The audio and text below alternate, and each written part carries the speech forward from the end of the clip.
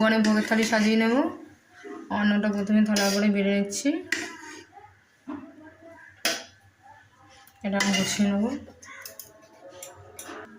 বেগুন ভাজি করেছি, দিয়ে দিলাম।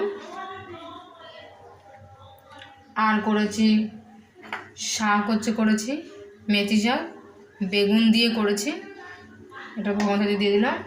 আর দেবো স্যালাড, শসার স্যালাড হচ্ছে বানিয়ে রেখেছি, এটা ভগবান থালি দিয়ে দিচ্ছি।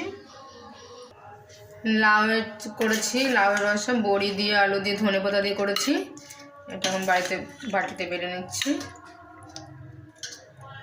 এখন আমি এটা ভগবান থালিতে দিয়ে দেবো।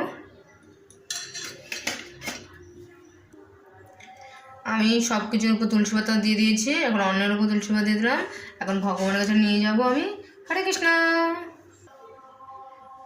আপনারা জানাবেন কমেন্টস করে কেমন লাগলো আমার ভগবানের ভোগের থালি।